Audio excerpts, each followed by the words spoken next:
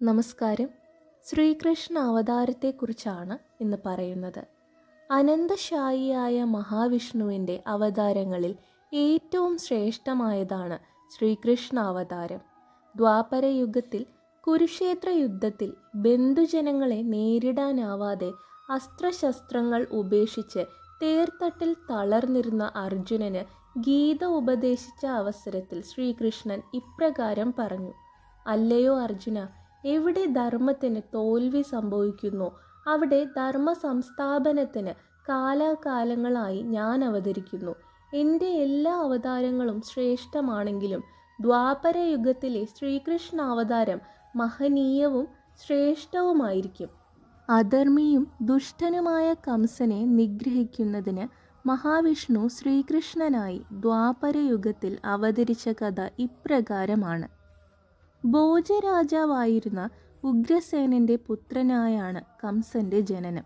അധർമ്മിയും ദുഷ്ടനുമായിരുന്ന കംസൻ ദുശീലങ്ങളുടെ മൂർത്തീഭാവമായിരുന്നു.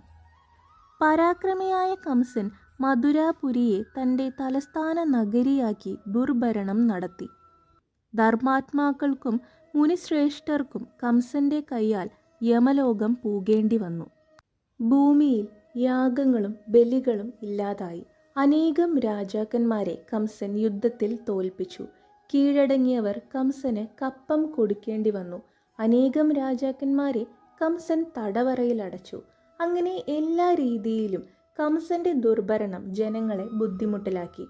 കംസന് രാക്ഷസീയമായ ശക്തികളുണ്ടായിരുന്നു. കൂടാതെ പല മായാവിദ്യകളും വശമുണ്ടായിരുന്നു. ശക്തരായ പല മായാവികളും കംസന് കൂട്ടുണ്ടായിരുന്നു. ഇങ്ങനെയുള്ള കംസന് വരപ്രാപ്തി കൂടി കൈവന്നാലോ? തൻ്റെ തപശക്തിയാൽ ശ്രീപരമേശ്വരനിൽ നിന്നും പല വരങ്ങളും ലഭിച്ചതോടെ കംസന് അഹങ്കാരവും വർദ്ധിച്ചു. ദുഷ്ടനായ കംസന് പുതിയ മോഹങ്ങൾ ഉദിച്ചു. വൈകാതെ ഇന്ദ്രനെയും ആക്രമിച്ച് കീഴ്പ്പെടുത്തി ഇന്ദ്രപദവും സ്വന്തമാക്കാൻ തനിക്ക് കഴിയും.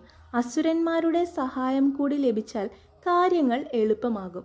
ആ വഴിക്കായി കംസന്റെ ശ്രമം. കംസന്റെ മനസ്സിലിരിപ്പ് ദേവന്മാരറിഞ്ഞു. മായാശക്തിയുള്ള അസുരന്മാരുടെ സഹായത്താൽ കംസൻ സ്വർഗം ആക്രമിച്ചാൽ തങ്ങൾ പരാജയപ്പെട്ടേക്കും എന്ന ഭയം ദേവന്മാർക്കുണ്ടായിരുന്നു. വെറുമൊരു മനുഷ്യനു മുൻപിൽ പരാജയപ്പെടുന്നത് ദേവന്മാർക്ക് ചിന്തിക്കുവാനേ കഴിഞ്ഞില്ല. ദേവന്മാർ കൂടിയാലോചിച്ച് ഒടുവിൽ ദേവഗുരുവായ ബൃഹസ്പതിയുടെ നേതൃത്വത്തിൽ ദേവന്മാർ ബ്രഹ്മാവിനെ സമീപിച്ചു. സത്യലോകത്തിലെത്തിയ ദേവന്മാർ സൃഷ്ടികർത്താവായ ബ്രഹ്മാവിനോട് ഇപ്രകാരം അപേക്ഷിച്ചു: പരംപിതാവായ ബ്രഹ്മദേവ, ഭൂമിയിൽ അധർമ്മിയായ കംസൻ ധർമാത്മാക്കളെ കൊന്നൊടുക്കുന്നു. മുനിശ്രേഷ്ഠന്മാർ അവനെ ഭയന്ന് പുറത്തിറങ്ങുന്നില്ല. യാഗങ്ങളും ബലികളും ഭൂമിയിൽ ഇല്ലാതെയായി. ദേവന്മാരുടെ ശക്തി കുറഞ്ഞു വരുന്നു. ദുഷ്ടനായ കംസൻ അസുരന്മാരുടെ സഹായത്തോടെ സ്വർഗത്തെയും ആക്രമിക്കാൻ തയ്യാറെടുക്കുകയാണ്. അവൻ്റെ ആക്രമണത്തിൽ നിന്നും രക്ഷപ്പെടാൻ ഉപായം ഉപദേശിച്ചാലും. ബ്രഹ്മദേവൻ ഇപ്രകാരം പറഞ്ഞു: അല്ലയോ അമരന്മാരായ ദേവന്മാരെ, കംസന്റെ പൂർവജന്മ വൃത്താന്തം ഞാൻ നിങ്ങളോട് ഉര ചെയ്യാം. അതിശക്തനായ കാലനേമി എന്ന അസുരന്റെ പുനർജന്മമാണ് മധുരാപുരി വാണരുളുന്ന കംസൻ. കാലനേമിയെ വധിച്ചതാകട്ടെ സാക്ഷാൽ മഹാവിഷ്ണുവും. അതിനാൽ ഈ ജന്മത്തിലും കംസനെ വധിക്കുവാനുള്ള നിയോഗം മഹാവിഷ്ണുവിന് തന്നെയാണ്. അതിനാൽ കംസനിഗ്രഹത്തിന് നിങ്ങൾ പരമസ്വരൂപനായ സാക്ഷാൽ വിഷ്ണുവിനെ തന്നെ അഭയം പ്രാപിച്ചാലും. ഇതെല്ലാം കേട്ട ദേവന്മാർ കാര്യങ്ങൾ മഹാവിഷ്ണുവിൻ്റെ അടുത്ത് ചെന്ന് അവതരിപ്പിച്ചു.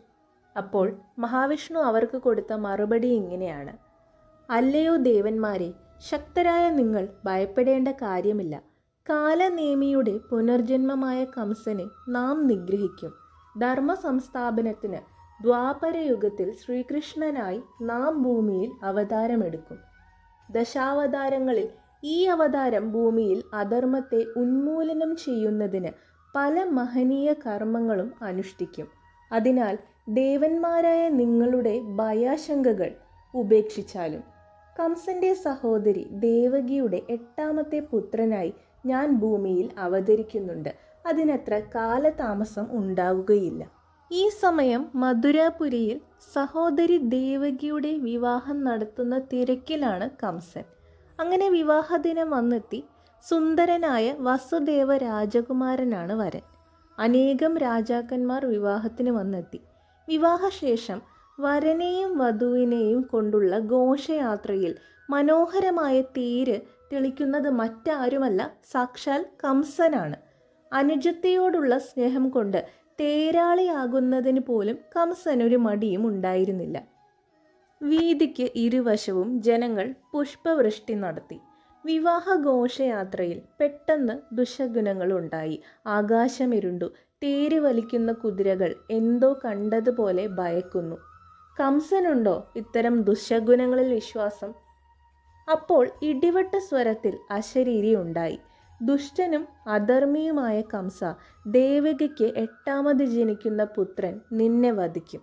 ഇത് കേട്ട് കോപിഷ്ഠനായ കംസൻ, ദേവകി ഉണ്ടെങ്കിലല്ലേ അവളുടെ പുത്രൻ എന്നെ വധിക്കുകയുള്ളൂ എന്ന് പറഞ്ഞ് തൻ്റെ വാളെടുത്ത് ദേവകിയെ കൊല്ലാൻ ശ്രമിക്കുകയാണ്.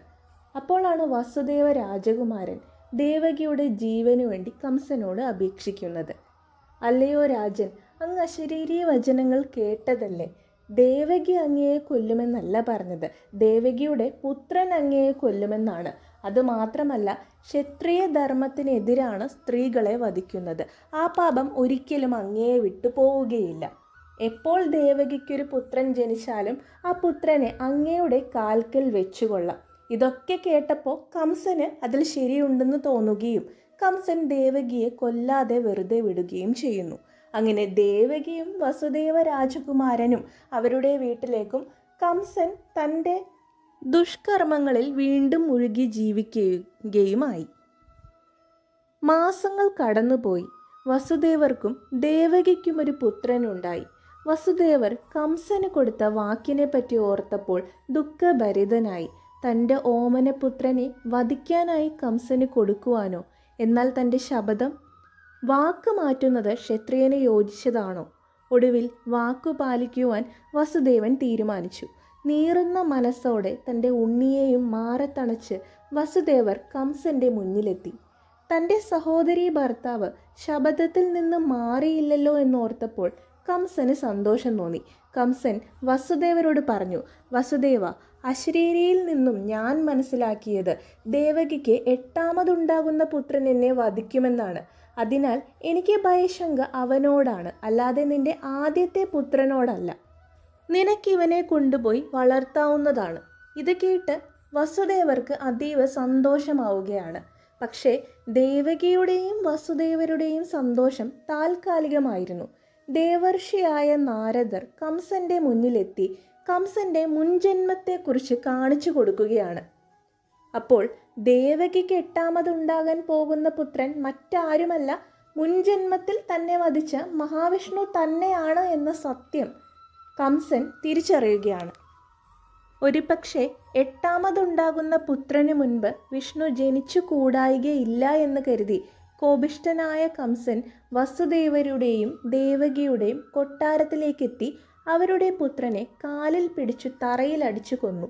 ദേവകിയെയും വസുദേവരെയും കാരാഗൃഹത്തിലേക്ക് അടച്ചു. തടയാൻ ശ്രമിച്ച തൻ്റെ പിതാവ് ഉഗ്രസേന മഹാരാജാവിനെ കൽത്തുറങ്കിലും അടച്ചു.